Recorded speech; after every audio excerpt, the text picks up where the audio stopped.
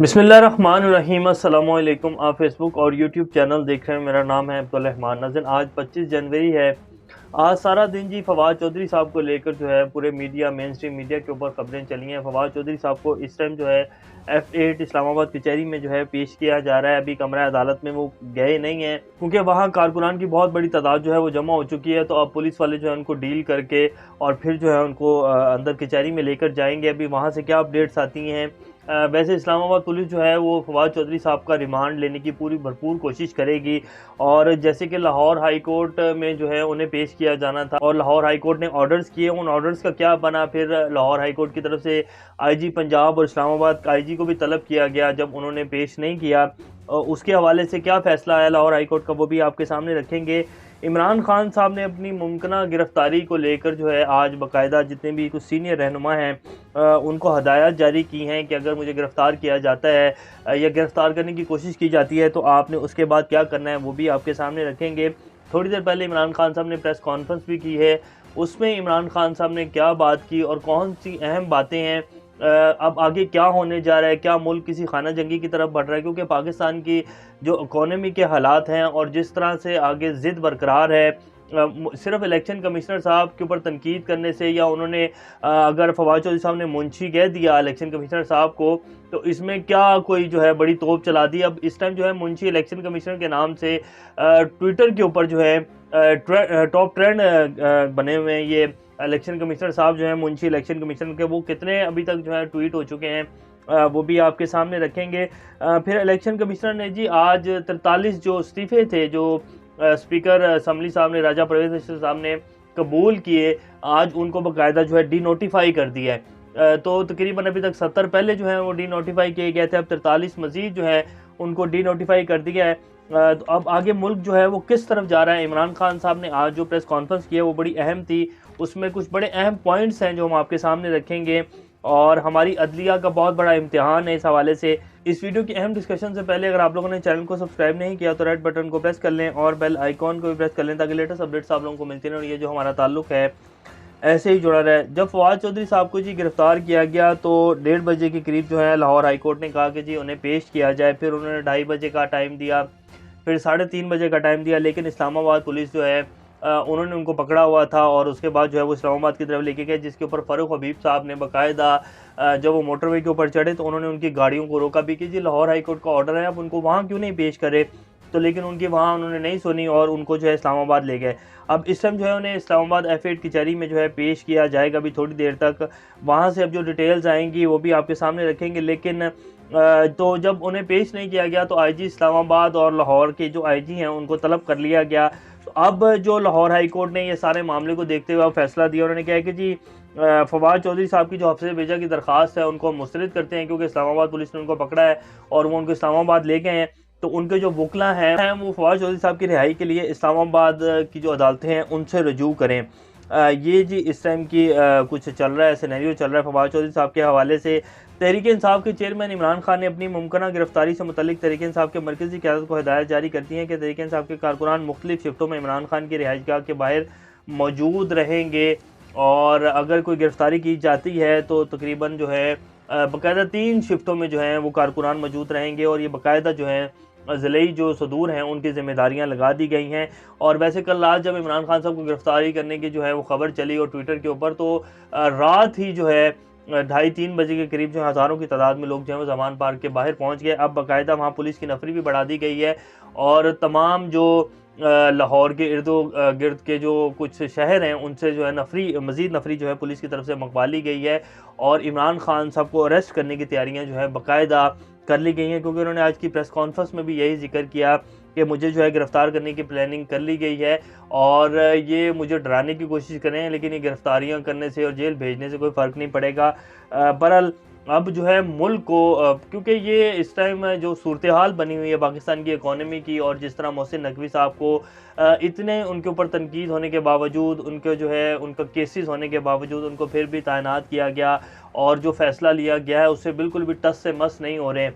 तो कोई ना कोई तो है ना पीछे, पर्दे के पीछे जो भी है इस टाइम आवाम सब कुछ जान चुकी है कि कौन इस टाइम जो है वो क्या करवा रहा है, कौन है जो पूरे निज़ाम को चला रहा है इस टाइम। तो ये सारी बातें जो है अब ये खुल गई हैं और मज़ीद आने वाले दिनों में भी खुलेंगी। ये ढकी छुपी नहीं रहती बातें। इस टाइम जो है इमरान खान साहब ने जो बात की अपनी प्रेस कॉन्फ्रेंस में, उसमें जो उन्होंने कुछ कहा है वो आपके सामने रखेंगे, लेकिन उन्होंने कहा है कि जी कारकुनान जो हैं वो ज़मान पाक के बाहर जो हैं वो मौजूद रहेंगे। इलेक्शन कमीशन ने जी तहरीक इंसाफ के 43 अरकान को डी नोटिफाई कर दिया है और कौमी असम्बली की 43 नशिस्तों को खाली करार देकर इस हवाले से नोटिफिकेशन भी जारी कर दिया है। और इसके साथ साथ इलेक्शन कमीशन ने पंजाब में 9 से 13 अप्रैल और केपीके में 15 से 17 अप्रैल के दरमियान इंतखाबात करवाने की तजवीज़ जो है वो दोनों गवर्नर जो हैं पंजाब और केपीके को उनको भिजवा दिया। और उन्होंने कहा कि जी आप इन तारीखों का जो है वो जल्द अनाउंस करें, क्योंकि 90 दिन के अंदर जो है वो इलेक्शन करवाने होते हैं। अब ये मुंशी इलेक्शन कमीशन के जो ट्रेंड है ना जी, वो तकरीबन 80,000 के करीब जो है वो इसके ऊपर ट्वीट्स हो चुके हैं। और इसी के ऊपर जो है इलेक्शन कमीशन साहब कहते हैं कि जी उन्होंने हमारी फैमिली को भी कहा है, और तो इस वजह से जो है उनके ऊपर ये एफआईआर दर्ज करवाई गई इलेक्शन कमीशन की तरफ से। अब इमरान खान साहब ने जो प्रेस कॉन्फ्रेंस की नहीं जी, उसमें उन्होंने कहा कि पाकिस्तान में कोई आइन और कानून है कि नहीं है, पाकिस्तान में रूल ऑफ लॉ अगर नहीं होगा तो फिर पाकिस्तान कैसे तरक्की करेगा। मैं बड़े अफसोस से कहता हूँ कि पाकिस्तान को जैसा होना चाहिए था और जिस तरह रूल ऑफ लॉ होना चाहिए था वैसा नहीं है। हमारे आइन में लिखा हुआ है कि असम्बलियाँ तहलील होने के 90 दिन के अंदर जो है इलेक्शन करवाना ज़रूरी होता है, पर मोहसिन नकवी के आने के बाद लगता नहीं है कि ये लोग इलेक्शन करवाएंगे।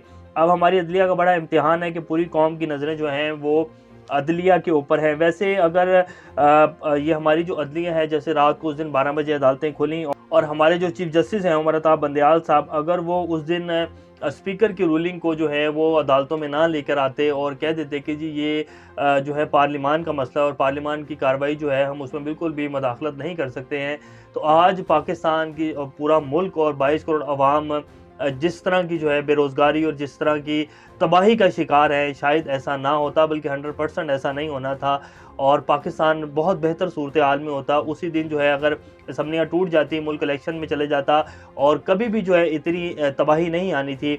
लेकिन उस दिन रात को 12 बजे अदालतें खोली गईं और उसके बाद जो है इंटरवीन किया गया पार्लियामान की कार्रवाई में और जो है रास्ता निकाला गया। और फिर आपके सामने है पिछले 8 से 9 माह में जो हुआ है।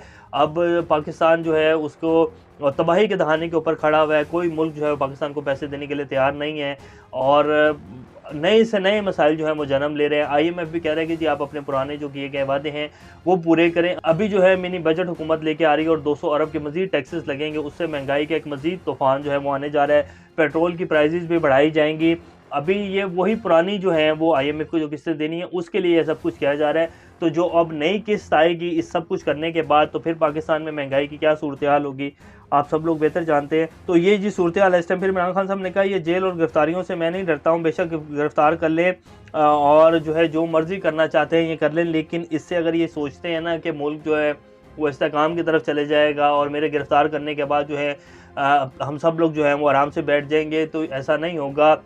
इसका जो है बहुत बड़ा रिएक्शन आएगा और ये तमाम जितने भी स्टेक होल्डर्स हैं पाकिस्तान के, वो ये बहुत अच्छे से जानते हैं कि इमरान खान को गिरफ्तार करने के बाद पाकिस्तान में कुछ भी हो सकता है और अल्लाह ना करे ऐसा वक्त आए, लेकिन पाकिस्तान जो है वो खाना जंगी की तरफ भी जा सकता है, क्योंकि जितना लावा अब इस टाइम आवाम के अंदर पक चुका है और जिस तरह आवाम इस टाइम फ्रस्ट्रेट हो चुकी है, इसको सिर्फ जो है एक चंगारी की ज़रूरत होगी और उसके बाद फिर पता नहीं क्या होगा और किसी से जो है फिर वो संभाला नहीं जाएगा।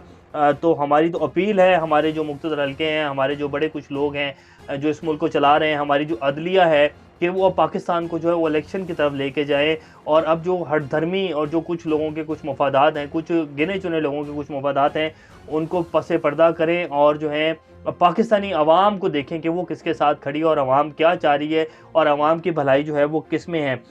तो ये उन्होंने कहा। फिर उन्होंने कहा कि जी मेरे जो कत्ल की जीआईटी बनाई उसके साथ क्या सलूक किया गया और जो इंस्पेक्टर जो सारी तफ्तीश कर रहा था, जो बिल्कुल फेयर लेकर जा रहा था, इमरान खान साहब ने बाकायदा उसका नाम भी लिया कि इसने मोहसिन नकवी साहब ने आते ही जो निगरान वज़ीर-ए-आला इन्होंने सबसे पहले जो है उसको सस्पेंड किया है। और फिर उन्होंने कहा कि लियाकत अली के कत्ल के साथ क्या हुआ, बेनज़ीर भुट्टो शहीद के कत्ल के साथ जो है उनके आज तक कभी रिपोर्ट नहीं सामने आ सकी।